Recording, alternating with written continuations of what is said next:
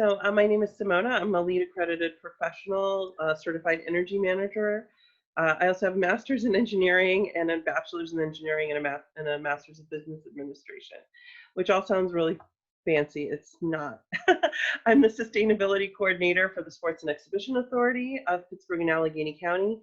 We are one of the government authorities in Pittsburgh, like the Pittsburgh Water and Sewer Authority, and some other organizations are also government authorities. So we are both government authorities and we're nonprofits, and we operate in both worlds. So I got my bachelor's and both my masters at University of Pittsburgh, and I got my self-studied for the lead and CEM certifications. And if you want to know more about those and how to get those, they're if you're motivated, you can definitely get them. They're not as hard as people make them out to be. So for me, it wasn't a straight path. I didn't like graduate from high school, go to college for 4 years, land in a job, and then it was all smooth sailing. Actually, it took me 9 years to get my undergrad because I was going part-time and I was working mostly full-time. Once I was working as an engineer, I had the opportunity to have my employer pay for an MBA. And when I was there for an MBA, it was suggested that I do a dual degree. And again, going at night to school, doing things a little bit differently than other people are doing them. And this is one of the things, like when you're going to school, if things aren't turning out, you have to go to part-time because you have to work, or things aren't going as smoothly as you wanted to, don't worry. It's not a big deal. You will still get where you're going. You might get there a little bit later. It might be a little bit harder, but the straight path, that's great for some people. And other people, it's like it curves and it bends and it crosses itself, and there's some cliffs and valleys to traverse. So I kind of happened into an engineering profession, even though I was a structural engineer doing geotechnical engineering and doing it for the energy industry, for nuclear power plants and dams. And that really got me started in being interested in energy policy. I saw the level of work that it took to build a nuclear power plant and hydroelectric plant and things like that. And it was just something that I got more and more involved in. When I went back to school, sustainability, which had been like 1-2 credit course that you kind of just got through and it wasn't very interesting, was now like an entire degree path that you could take.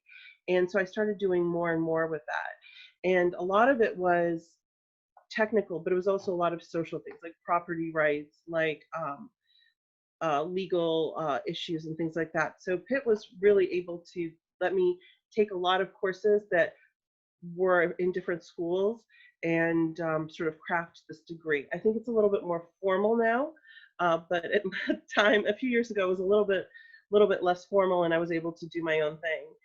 And a lot of the jobs that I've had are not sustainability focused, but they all kind of lead there. I was a bank teller. It might not be a glamorous job, but it got me through on my undergrad years.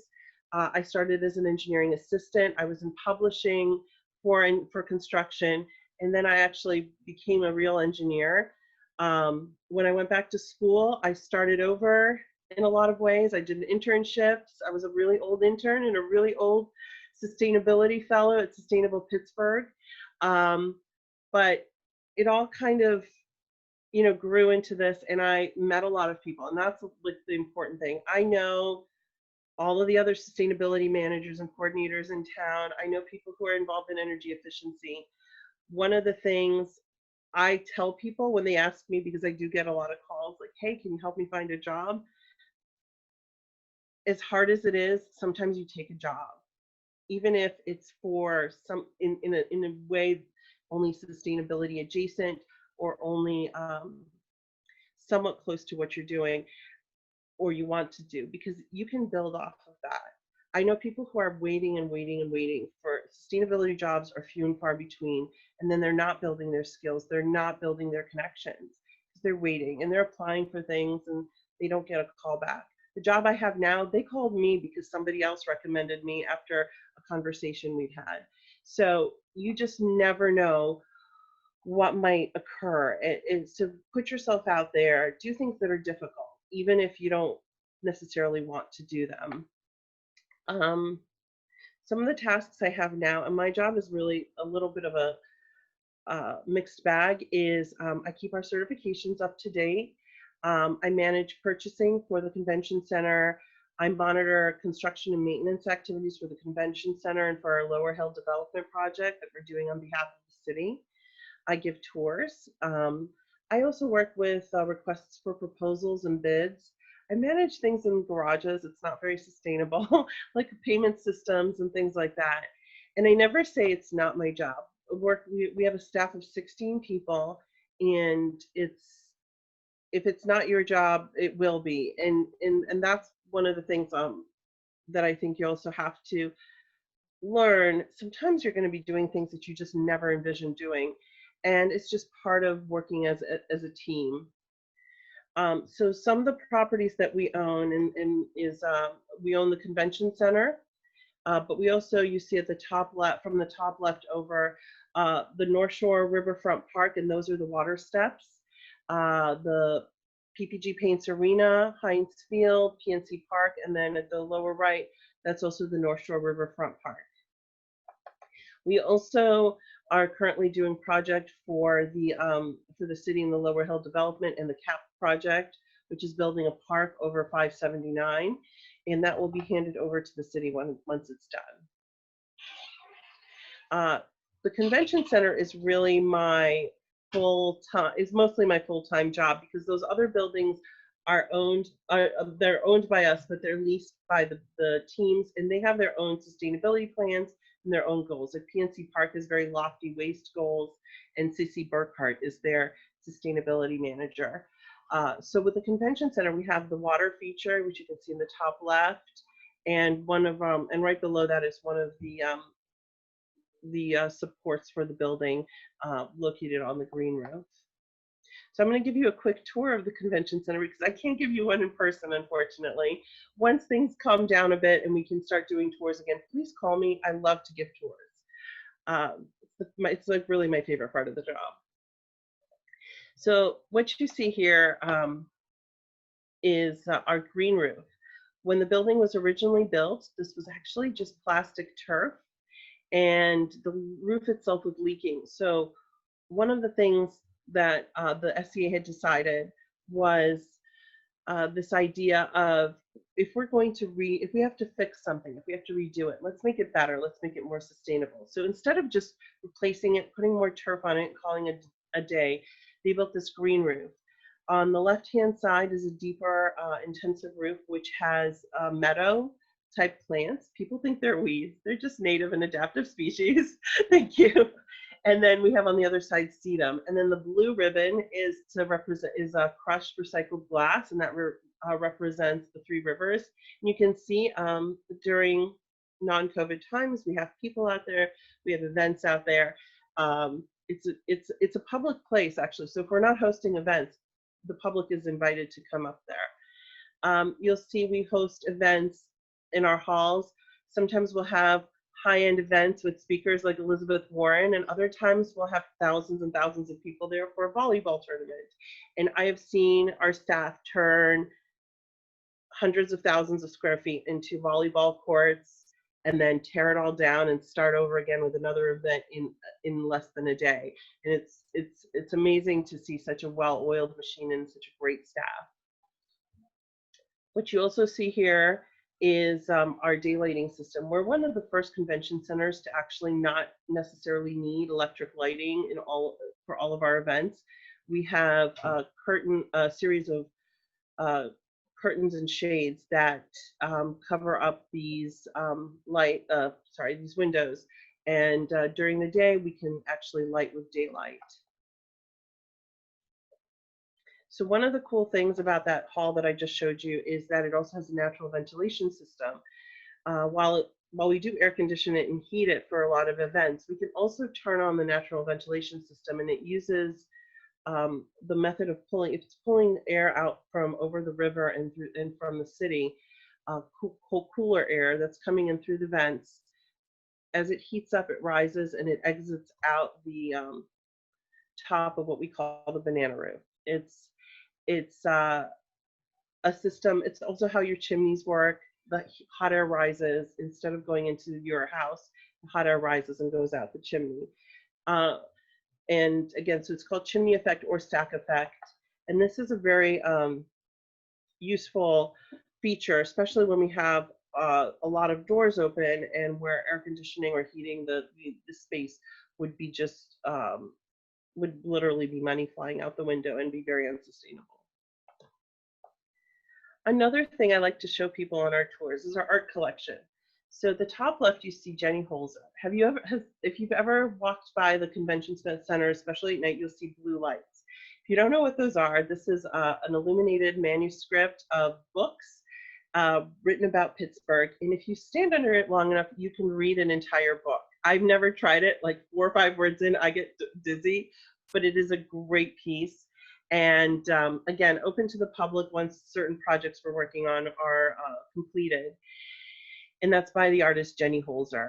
Below that is a series of paintings of falling water, which by Felix de la Concha. Felix de la Concha likes to do series of paintings, and he lived in Pittsburgh for a while he was studying. I love the falling water because we're built right on the water, and the water is integrated into the building in many ways. And then the other is also a painting by Felix de la Concha. It's hard to see in this one, but it's called The Last Supper. It's paintings of power lines and trees in Friendship near where he was living. And if you look at this and you look at the Last Supper painting, you'll understand what I'm talking about. And again, anybody's interested, I can geek out on more of our artwork offline. But I like to do this as part of the sustainability tour because I can, and because it's people don't really notice how much art we have in the building until it's pointed out. So I like to make sure it's well known. So one of the things with COVID is we had a few projects going on that were really exciting, and some of them are on hold right now, and some of them are going on, and they're all sustainability based. So like I mentioned before with our green roof, whenever the SCA does a project, even if it might cost more to redo it with sustainability in mind, it's something we like to do. We were the first sustainably certified convention center in the world. So we're the first one to receive LEED new construction in 2001, but we're also the first to have a second certification, LEED operations and maintenance. That means on a day-to-day basis, we operate with the idea of being sustainable. You can build a sustainable building and great, and you get your LEED plaque, but if you're not operating sustainably, if you're not buying sustainably, then a lot of that effort is not being put to good use. So we were also the first to have that second certification, and a lot of other convention centers are following us in that. And again, operations and maintenance is one of the things that I think is very achievable by most buildings, and I really hope that with the savings that it provides also financially, that it's something that is adopted more, and it will create more of a need for people in sustainability to work for large corporations and building owners. So, okay, am I going over yet? I think I have a few more minutes. So some of our projects, and they're super exciting, and hopefully I can show them to you on a tour, is we have 2 phases of a 4th floor terrace project and a ballasted roof project. These spaces were pretty plain. We had our gardens on the 4th floor terrace that our kitchens use, some of them like strawberries and herbs from them. But they were relatively unoccupiable spaces. It was just a lot of concrete benches. You can tell from the plan up here that the white is the terrace. It's a very long, narrow terrace along the river's edge, and it also goes through and under where that Jenny Holzer installation is. We had another project. So this project, this was phase 2. It's on hold, but I'll show you some phase 1 in a second as well. A project that is ongoing is this project. So you see on the right was the former space. It was a ballasted roof. That's like a membrane with rocks on it. That's what the ballasts are, the rocks. And we could have cheaply replaced it with the same thing, but we decided to replace it with primarily green roof. There's going to be some white vinyl product at the edge there's various reasons for that, but you wouldn't see that walking through. So on the left is what it's going to look like. This is what it looks like right now. So they're working on everything. And as you can see, we're sealing the roof, and the next step will be to start putting down the membranes and then the tiles for the green room.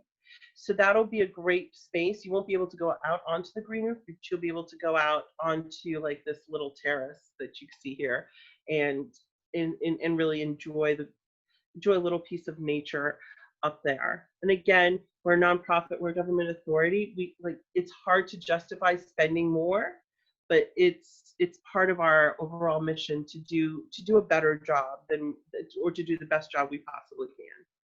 And then this is where that new green roof is going to be.